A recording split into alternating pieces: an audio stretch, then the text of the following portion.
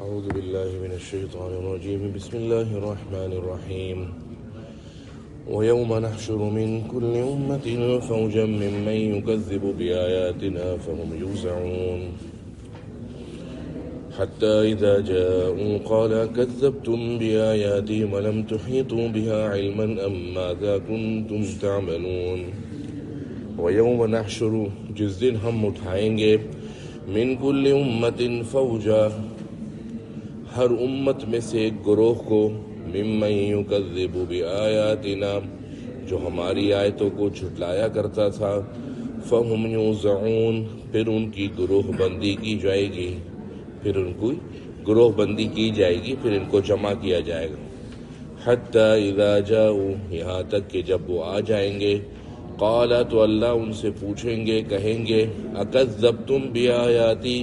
کیوں تم نے انکار کیا جھٹلایا میری آیتوں کو وَلَمْ تُحِيطُوا بِهَا عِلْمًا اور حال یہ ہے کہ تمہارے علم نے اس کا احاطہ بھی نہیں کیا تھا أَمْ مَاذَا كُنْتُمْ تَعْمَلُونَ اور اس کے علاوہ بھی تم بہت کچھ کیا کرتے تھے علم کے احاطے کا مطلب یہ ہے کہ ایک تو ہے گناہ کرنا اور ایک گناہ کرنے کو سوچ سمجھ کے کرنا مثال کے طور پر ایک انسان اپنا دماغ لڑاتا ہے کسی چیز میں اور پھر سوچتا ہے کہ یار فی الحال مجھے ایسا لگتا ہے کہ یہ صحیح ہے ایک بات ہے جبکہ حالانکہ اس کی حرمت پر قرآن و حدیث شاہد ہے کہ وہ غلط ہے ایک چیز ہے کہ اس کے مقابلے میں بغیر سوچے سمجھے صرف اس لیے کہ بڑے اور ماں باپ کرتے آ رہے آبا و اجداد کرتے آ رہے تمہارے علم اور کوئی تحقیق تھی نہیں بس تم اس گناہ کے اندر جا کے پڑ گئے یہ غلط بات ہے اور رہی یہ بات کہ امازا کنتم تعملون تم اور بھی گناہ کیا کرتے تھے یعنی صرف یہ نہیں کہ کتاب کو اور میری آیت کو جھٹلایا تھا انبیاء کو تنگ کرتے تھے انبیاء کی جماعتوں کا استہزاء اور ٹھٹا اور مذاق اڑایا کرتے تھے یہ ساری کی ساری باتیں اس میں داخل ہیں وَوَقَعَ الْقَوْلُ عَلَيْهِمْ بِمَا ظَلَمُوا اور واقع ہو جائے گا ان پر کلام پر اس لیے کہ انہوں نے شرارتیں کی یعنی عذاب کا وقت ان پر ثابت ہو جائے گا کیوں بما ظلموا انہوں نے خوب گناہ کیے شرارتیں کی فہم لا ینطقون لہذا وہ آج بات نہیں کر سکیں گے الم یرو کیا وہ دیکھتے نہیں انا جعلنا اللیل کہ ہم نے بنائی رات لیسکنوا فی تاکہ رات میں وہ لوگ سکون حاصل کریں والنہار اور ہم نے بنایا دن کو مبصرا دیکھنے والا خوب روشن ان فی ذلک لآیات اس کے اندر نشانیاں ہیں لقوم یؤمنون اس قوم کے لیے جو یقین رکھتی ہے ایمان لاتی ہے یعنی صرف یہ نہیں کہ رات کو اس کو آیت پہ بتایا جا رہا ہے کہ رات سونے کے لیے ہے سکون کے حصول کے لیے ہے اور دن تقوت اور جد و جہد اور معاش کے لیے ہے لیکن اس کو ماننے والے صرف اور صرف ایمان والے ہیں لیکن اب کیا کریں آج کل کے تو ایمان والے بھی خالی بس منڈی ہلا دیتے ہیں کہ ہاں یہ بات درست ہے لیکن اس کے بالکل مخالف سمت میں چل رہے ہیں دن کو سویا جا رہا ہے رات کو جاگا جا رہا ہے دن کو سونا زیادہ سے زیادہ جو ثابت ہے وہ قیلولہ ہے اور قیلولہ عموماً 15 منٹ یا اگر تھکاوٹ زیادہ ہے دن بھر کی کوئی مشغلہ ہے مشقت ہے تو 1 گھنٹہ یعنی صبح صادق ہو جاتی ہے 5 بجے آج 5:57 پہ 5:56 پہ ٹائم تھا تو 6 بجے اس وقت آپ سمجھ لیں صبح صادق ہے تو 6 بجے سے لے کر صبح صادق کے رات غروب آفتاب تک صرف انسان کو جو اصولی طور پر فطرت سلیمہ کا سونے کا تقاضا ہے وہ زیادہ سے زیادہ گھنٹہ 1.5 گھنٹہ بس زیادہ سے زیادہ اس کے اندر بھی بعض رات اور صحت کے اطباء اور ماہرین لکھتے ہیں کہ اس میں بھی سویا نہ جائے خالی آدمی لمبا ہو جائے پاور نیپ لے لے وقتی طور پر اور آگے اٹھ کر دوبارہ جد و جہد شروع کر دے اور رات ہوتی ہے غروب آفتاب پہ ختم ہوتی ہے صبح صادق پہ اس کے اندر مغرب ہے اور عشاء ہے عشاء کی نماز کے بعد بلا ضرورت جاگنا آپ صلی اللہ علیہ وسلم نے اس کو سخت منع فرمایا لہٰذا کوشش کر سکتے ہیں جو بندہ رات کو 1 بجے سونے والا ہے وہ آہستہ آہستہ عادت بنا لے 12 بجے کی جو 12 بجے سونے والا ہے وہ آہستہ آہستہ عادت بنا لے 11 بجے کی تاکہ فطرت کے عین مطابق آ جائے پھر دن بھی اچھا لگے گا رات کی نیند بھرپور ہوگی دن کے کام کے اندر بھی مزہ ہوگا وَيَوْمَ يُنْفَخُ فِي الصُّورِ جس دن سور پھونکا جائے گا فَفَزِعَ مَن فِي السَّمَاوَاتِ گھبرا جائیں گے وہ لوگ جو آسمانوں میں ہیں، وَمَن فِي الْأَرْضِ اور جو زمین میں ہیں، إِلَّا مَن شَاءَ اللَّهُ مگر جس کو اللہ چاہے۔ یہ کون سا سور ہوگا؟ روایات کے مطابق قرآن و حدیث سے معلوم ہوتا ہے کہ دو قسم کے سور ہیں۔ ایک ہے نفخہ اولا، جس کے اندر سب بے ہوش ہو جائیں گے اور مر جائیں گے، اور ایک ہے نفخہ ثانیہ، دوسری دفعہ سور پھونکنا۔ اس کے اندر سب اٹھیں گے، اپنی قبروں سے نکلیں گے، ٹڈیوں کی طرح پھیلتے چلے جائیں گے اور میدان محشر کی طرف ایک گواہ اور ایک فرشتے کے ساتھ ہانکتے ہوئے وہاں پہنچ جائیں گے۔ تو اگر اس سے مراد نفخہ اولا لیا جائے کہ یعنی پہلا نفخہ، پہلی دفعہ سور، تو اس کا مطلب یہ کہ جب پہلی دفعہ سور پھونکا جائے گا تو سب گھبرا جائیں گے،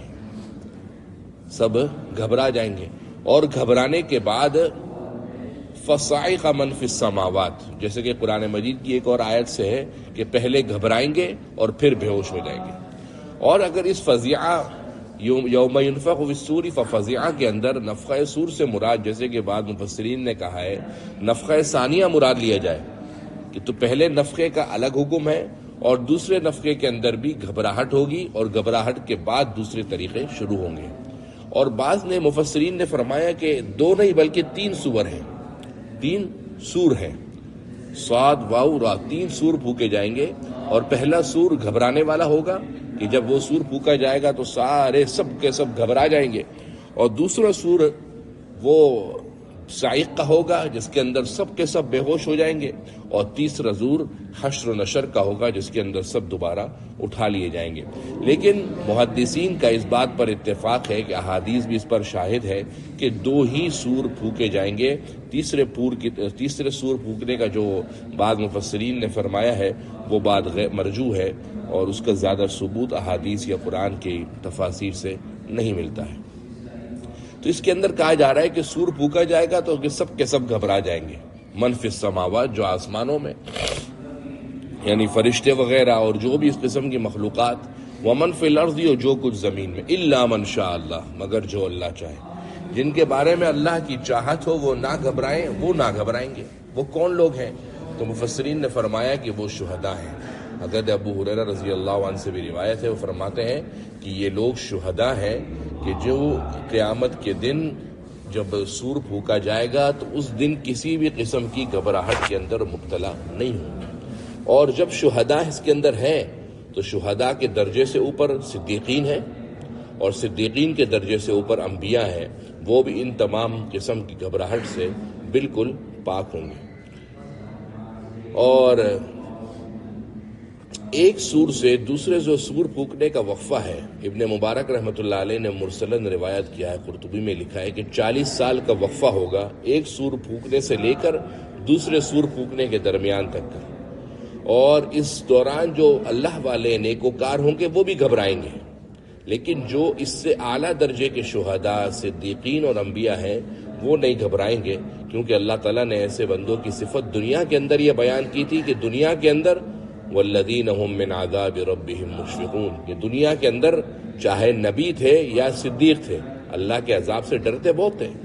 حالانکہ نبی تھے، معصوم عن الخطا تھے، اس کے باوجود گناہوں سے اللہ کے عذاب سے بہت ڈرتے تھے۔ تو اللہ اس کا صلہ آخرت کے اندر یہ دیں گے کہ یہ دنیا کے اندر اللہ کے عذاب سے ڈرنے والے باوجود اس کے کہ یہ اتم تھے، مکمل تھے، نبی تھے، لیکن جب یہ اتنا ڈر رہے تھے تو اس صورت کے اندر ہم ان کو قیامت میں یہ صلہ دیں گے کہ ان کو ہر قسم کی گھبراہٹ سے پاک کر دیں گے، ہر قسم کی گھبراہٹ سے ان کو ہم دور کر دیں گے۔ الا من شاء اللہ مگر جس کو اللہ چاہے۔ اور بعض نے فرمایا کہ جن حضرات نے یہاں پر فزعہ کو صاعقہ کے معنی میں لیا ہے، یعنی بے ہوشی، کہ اس دن سارے کے سارے بے ہوش ہو جائیں گے، تو اس کا ترجمہ پھر الا من شاء اللہ کا یہ ہوگا کہ جو آسمانوں اور جو زمین میں ہے سب کے سب بے ہوش ہو جائیں گے، الا من شاء اللہ مگر جن کو اللہ چاہے۔ وہ کون ہے؟ حضرت جبرائیل، اسرافیل، عزرائیل، میکائیل علیہ السلام، ملک الموت، اور حملۃ العرش، عرش کے جو اٹھانے والے، وَيَحْمِلُ عَرْشَ رَبِّكَ فَوْقَهُمْ يَوْمَئِذٍ ثَمَانِيَةٌ، یہ جو فرشتے ہیں یہ سارے کے سارے بے ہوش ہونے سے بچ جائیں گے، لیکن ان پر بھی بعد میں بے ہوشی اور موت آ جائے گی، جیسے کہ آپ کو پہلے بتایا جا چکا ہے۔ اس وقت اس سور کے اوپر یہ لوگ بھی بے ہوش ہونے سے بچ جائیں گے۔ وَكُلٌّ أَتَوْهُ دَاخِرِينَ، سب آ جائیں گے اللہ کے پاس عاجزی سے، یعنی اللہ کا ایسا حکم اور رعب ہوگا کہ کسی کی یہ مجال نہیں ہوگی کہ بولے کہ میں اپنی قبر میں ہی رہتا ہوں یا نہیں آتا، بلکہ سب اللہ کے سامنے اللہ کی بات مان کر سر تسلیم میں خم کر کے عاجزی سے اللہ کے دربار میں پیش ہو جائیں گے۔ وَتَرَى الْجِبَالَ تَحْسَبُهَا جَامِدَةً، اور تم دیکھو گے پہاڑ کو، تحسبها کہ تم اس کو گمان کرو گے، جامدۃ ٹھہرا ہوا، وہی تمر حالانکہ پہاڑ چل رہا ہوگا، مر السحابی جیسے کہ بادل چلتا ہے۔ پہاڑوں کی الگ الگ قیامت کے دن صفتیں بتائی گئی ہیں، کہیں بتایا گیا اذا زلزلت الارض زلزالها، اذا دکت الارض دکا، پوری زمین میں زلزلہ اور ہلا دیا جائے گا، انہدام پوری زمین میں ہوگا۔ کہیں فرمایا کہ ینسفها ربی نسفا، اللہ تعالیٰ اس پہاڑ کو ریزہ ریزہ کر کے اڑا دے گا۔ کہیں فرمایا فکانت ہباء منبثا، پھیلا ہوا غبار بن جائے گا اتنا بڑا پہاڑ، اور اس کی جسامت ایسی ہو جائے گی جیسے بالکل پھیلا ہوا غبار۔ اور یہاں پر اللہ فرما دے کہ وہ پہاڑ ایسے چلے گا جیسے کہ بادل چلتے ہیں، یعنی جب دھواں اٹھے گا پہاڑوں کو، جب اللہ ریزہ ریزہ کر دے گا، اس کا غبار اٹھے گا، غبار اٹھ کر اوپر کی طرف جائے گا تو وہ بادلوں کی صورت میں ایسا چل رہا ہوگا کہ تم سمجھو گے وہ ایک طرف رکا ہوا ہے۔ جیسے دنیا کے اندر کوئی بھی بڑے جسامت والی چیز جب ایک ہی سمت کے اندر سفر کر رہی ہو تو وہ چیز جتنی ہی تیز رفتاری میں سفر کرے آپ کو لگتا ہے کہ وہ حرکت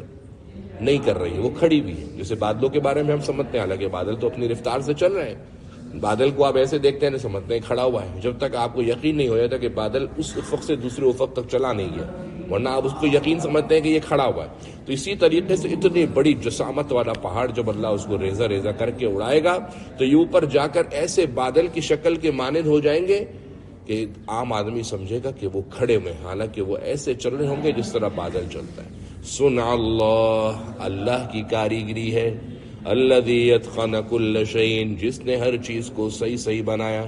صنع اللہ، اللہ کی بنائی ہوئی کاریگری ہے، الذی یتقن کل شیء، جس نے ہر چیز کو صحیح بنایا۔ انہ خبیر بما تفعلون، جو کچھ تم کرتے ہو اللہ اس سے باخبر ہے۔ من جاء بالحسنہ، جو نیکی لے کر قیامت کے دن آئے گا۔ معلوم ہوا نیکی کرنا کمال نہیں ہے، بلکہ نیکی کرنے کے بعد اس کو محفوظ رکھنا، اس کی قبولیت کی فکر کرنا، اس کو اللہ کے دربار کے اندر حصار اور حفاظت سے جمع کروانا، یہ کمال ہے۔ من جاء بالحسنہ، جو نیکی لے کر آئے گا، جو نیکی کرے گا نہیں، جو نیکی لے کر قیامت کے دن آئے گا، فلہ خیر منہا، اس کو اس سے بہترین بدلہ ملے گا، یعنی ایک کے بدلے 10۔ اور صدقات نافلہ اور زکوٰۃ وغیرہ اگر اخلاص نیت سے دی جائے تو ایک کا 700، بلکہ واللہ یضاعف لمن یشاء، اللہ کا کوئی حساب کیلکولیٹڈ نہیں ہے۔ جیسا تمہارا اخلاص ہوگا اور جتنا تمہاری بات میں اور اخلاص میں وزن ہوگا، اللہ تعالیٰ اعمال کے اندر وہی پر لگا دیں گے کہ نیکی کی طاقت اور نیکی کا جوہر ان کو مزید عروج پر لے جائے گا۔ وَهُم مِّن فَزَعٍ يَوْمَئِذٍ آمِنُونَ، اور ایسے لوگ اس دن ہر قسم کی گھبراہٹ سے امن میں ہوں گے۔ وَمَن جَاءَ بِالسَّيِّئَةِ، اور جو برائی لے کر آئے گا، فَكُبَّتْ وُجُوهُهُمْ فِي النَّارِ، ان کے چہروں کو ان کو ڈال دیا جائے گا چہروں کے بھل اوندھے منہ آگ میں۔ فَكُبَّتْ وُجُوهُهُمْ، ان کو اوندھے منہ ڈال دیا جائے گا، فِي النَّارِ آگ میں۔ هَلْ تُجْزَوْنَ إِلَّا مَا كُنتُمْ تَعْمَلُونَ، تم کو تو بدلہ وہی دیا جا رہا ہے جو کچھ تم دنیا میں کرتے تھے۔ انما امرت، بلا شبہ مجھے حکم دیا گیا، ان اعبد رب هذه البلدہ، کہ میں عبادت کروں اس شہر کے پالنے والے کی، الذي حرمها، جس نے اس شہر کو قابل احترام بنایا ہے۔ اس شہر سے مراد جمہور مفسرین کے نزدیک مکہ مکرمہ ہے، اور اس کو احترام والا بنایا ہے کہ مکہ کے اندر، حرم کی مکی کے اندر آپ کسی کو جائز قتل بھی نہیں کر سکتے، قصاصاً بھی قتل نہیں کر سکتے، کسی کو انتقام نہیں لے سکتے، وہاں کا شکار کو آپ شکار نہیں کر سکتے، وہاں کی گھاس نہیں کاٹ سکتے، وہاں کے درختوں کو نہیں کاٹ سکتے۔ اللہ تعالیٰ نے اس حرم مکی کو یہ اعزاز اور احترام دیا ہے۔ وَلَهُ كُلُّ شَيْءٍ، اور سب کچھ اسی کا ہے۔ وَأُمِرْتُ أَنْ أَكُونَ مِنَ الْمُسْلِمِينَ، یا مومنین کیا ہے، اور مجھے حکم دیا گیا ہے کہ میں ہو جاؤں اسلام لانے والوں میں سے۔ وَأَنْ أَتْلُوَ الْقُرْآنَ، اور مجھے اس بات کا حکم دیا گیا ہے کہ میں قرآن کی تلاوت کروں۔ شیخ الحدیث حضرت زکریا رحمۃ اللہ علیہ لکھا، حافظ قرآن کم از کم 3 پارے اور غیر حافظ کم سے کم 1 پارہ۔ اللہ کو جب اپنے نبی کو اس بات کا حکم دے رہا ہے کہ قرآن کی تلاوت کریں، تو ہم اپنے موبائلوں پر تو دیکھتے ہیں کہ لاسٹ سین واٹس ایپ پر آیا ہوا ہے کہ آخری کب دیکھا ہے واٹس ایپ، میسنجر پر آتا ہے کہ لاسٹ سین حضرت والا کا بس 1 منٹ پہلے ہی ہے، 1 منٹ پہلے تک حضرت آن لائن تھے۔ کبھی قرآن مجید کی تلاوت کرنے سے پہلے بھی سوچا کریں کہ قرآن کو آخری تلاوت کب کیا ہے۔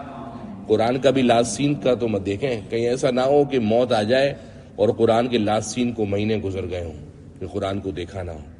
یہ قرآن مجید کی جتنی ظاہری شکلیں آپ اچھی کریں گے اتنا ہی یہ دلوں سے خراب ہوتا رہتا ہے۔ آپ قرآن مجید کو جتنا رحل کے اندر صاف ستھرا کر کر الماریوں کے اندر طاق کے اندر رکھتے ہیں، نکلتا کب ہے؟ 2 ہی موقع پر، یا تو گھر میں قرآن خوانی ہو تو نکالیں گے، یا کوئی مر جائے گا تو نکالیں گے، ورنہ قرآن مجید پڑا رہتا ہے۔ اور یقین نہ آئے تو اپنے گھروں کے اندر جہاں قرآن پڑا ہوتا ہے وہاں پر دیکھیں دھول کیسی لگی ہوئی ہے۔ ہمارے والد صاحب فرمایا کرتے تھے کہ جو موبائل ہوتا ہے نا، پرانی بات ہے، اس وقت موبائل 6,000 روپے کا 5,000 روپے کا نوکیا کا موبائل آتا تھا، تو اس وقت جب نیا موبائل آتا تھا تو موبائل کے نیچے ہم ٹیشو رکھتے تھے کہ اس کو اسکریچ نہ لگ جائے۔ اس وقت اتنے کور وغیرہ کا نظام نہیں تھا، علی صاحب کہتے تھے کہ دیکھو یار یہ موبائل ہے 5,000 روپے کا، اس پر نیچے ٹیشو رکھتے ہیں۔ اور ایک بات سوچیں کہ قرآن مجید پر اپنے گھر میں اس وقت جا کر الماری کھولے ہیں جہاں قرآن رکھا ہے، اس پر لگنے والی دھول دیکھیں خالی کیسی ہے، تو اندازہ ہوگا کہ ہم کتنے اخلاقی بحران اور انحطاط کے شکار ہیں۔ اور ہم سمجھ رہے ہیں ہم تو سب صحیح ہیں، ہم تو سب صحیح ہیں۔ قرآن مجید کا حق ہے کہ اس کو پڑھا جائے۔ جب اللہ حکم اپنے نبی کو دے رہا ہے کہ وہ امرتو، اور اے نبی، اللہ کے نبی فرما رہے ہیں مجھے حکم دیا گیا ہے ان اتلو القرآن، کہ میں قرآن کی تلاوت کروں۔ حالانکہ آپ تو خود جامع القرآن تھے، اس زمانے میں تو 2 قرآن تھے، ایک قرآن وہ تھا جو وحی کے ذریعے اترا کرتا تھا، اور ایک وہ قرآن تھا جو چلتا پھرتا قرآن کا نمونہ اور کارخانہ تھا۔ خود اللہ کے نبی صلی اللہ علیہ وسلم کی ذات سراپا قرآن تھی۔ اما عائشہ سے کسی نے پوچھا اخلاق کیا تھے، فرمایا کانا خلق القرآن، سارے اخلاق قرآنی تو تھے، چلتا پھرتا قرآن تھا۔ اس کے باوجود کہا کہ مجھے حکم ملا ہے کہ میں قرآن کی تلاوت کروں۔ تو قرآن کی تلاوت بہت بڑا وظیفہ ہے۔ ہر قسم کے غم، فکر، درد کو دور کرنے کے لیے نسخہ اکسیر، مجرب ترین نسخہ قرآن مجید۔ سینے سے لگائیں، تلاوت کریں اور اونچی آواز سے تلاوت کریں۔ گھر کے اندر عورتیں ہیں تو اتنی آواز سے تلاوت کریں باہر نہ سنیں، اور دوسرے گھر کے اندر آپ پڑھ رہے ہیں تو اسی اونچی آواز سے تلاوت کریں کہ اگر کوئی بندہ قریب میں آپ کی تلاوت سے تنگ نہ ہو تو اونچی آواز سے تلاوت کریں۔ جہاں جہاں آواز جائے گی شیطان کے اثرات ختم ہو جائیں گے۔ ہم کہتے ہیں بندش ہو گئی، بندش نہیں ہوئی۔ قرآن کو جب سے تالا لگایا ہے اس وقت سے قرآن کی تالا لگنے کی وجہ سے گھروں میں بندشوں کے اور شیطانی اثرات محسوس ہو گئے۔ گھروں کو شیطانی اثرات سے پاک کرنا ہے تو جس طریقے سے نئے گھر میں شفٹ ہونے کے لیے قرآن خوانی کراتے ہیں، آج کل تو نیا طریقہ ہے گھر کو ڈیکوریشن کرنے کے بعد۔ ایک بندے سے میں نے پوچھا، بولتا ہے قرآن خوانی چل رہی، میں نے کہا کیا گھر تبدیل کیا؟ بولتا ہے نہیں، نیا گھر بنایا، نیا طریقہ شروع ہوا ہے کہ گھر کو نیا بنایا، اس کو ڈیکوریشن وغیرہ کیا، اچھا رنگ اور روغن کروا دیا، یہ قرآن خوانی ہے۔ یہ قرآن مجید کا یہ منصب نہیں ہے۔ قرآن مجید کا کم سے کم درجہ یہ ہے کہ اس کی مستقل پیمانے پر تلاوت ہو، اور اچھا درجہ یہ ہے کہ کم سے کم تھوڑا وقت دے کر قرآن کو سمجھا بھی جائے کہ اللہ ہم سے کہنا کیا چاہتا ہے، یہ جو ہم پڑھ رہے ہیں اس میں اللہ ہم سے مانگ کیا رہا ہے، اللہ چاہ کیا رہا ہے مجھ سے اور آپ سے۔ تو ان آیتوں کے اندر اللہ چاہ رہا ہے کہ نبی اپنے بندوں کو کہہ دیجئے کہ قرآن کی تلاوت کیا کریں۔ قرآن کی تلاوت کرنے والا جب تلاوت کرتا ہے تو ایسا سمجھیں گویا اس نے اللہ کی رسی کو تھام کے رکھا ہے، اور یہ اللہ کی وہ رسی تھاما ہوا ہے جو اس کی طرف سے چھوٹ تو سکتی ہے پر اللہ کی طرف سے ٹوٹ نہیں سکتی۔ فمن اہتدی، جو ہدایت یافتہ ہوا، فإنما يهتدي لنفسه، وہ ہدایت یافتہ ہوگا اپنی ذات کے لیے۔ ومن ضل، اور جو گمراہ ہوا، فقل انما انا من المنذرین، تو اے نبی آپ کہہ دیجئے بلا شبہ میں ڈرانے والوں میں سے ہوں۔ وقل، اور اے نبی آپ کہہ دیجئے الحمدللہ، تمام تعریفیں اس اللہ کے لیے، سیریکم آیاتی، جو ان قریب تم کو اپنی نشانیاں دکھائے گا، یعنی قیامت اور اس سے پہلے کے عذابات، فتعرفونها، پھر تم اس کو پہچان لوگے۔ وما ربک بغافل عما تعملون، اور جو کچھ تم کر رہے ہو تمہارا رب اس سے غافل نہیں ہے۔ جو کچھ بھی تم اچھا یا برا کر رہے ہو اللہ اس سے ہرگز غفلت کے اندر نہیں ہے۔ تو غفلت میں نہیں، اکثر انسان سوچتے ہیں کہ یار غلط ہوا تو اللہ پکڑ کر لے، مگر دنیا کا اصول یہی ہے کہ اللہ ظالم کی پکڑ دیر سے کرتا ہے۔ کیوں؟ مہلت کے لیے، استدراج کے لیے، مزید ڈھیل دیتا ہے کہ شاید پلٹ کر آ جائے، شاید احساس ہو جائے، لیکن نہیں تو پھر آخر کے اندر اللہ نے فرمایا کہ پھر ایسا پکڑتا ہوں کہ قطع دابر القوم الذین ظلموا، پھر ایسا پکڑتا ہوں کہ ان کی نسلوں کو جڑ سے کاٹ کر بالکل نیست و نابود کر دیتا ہوں۔ اگلی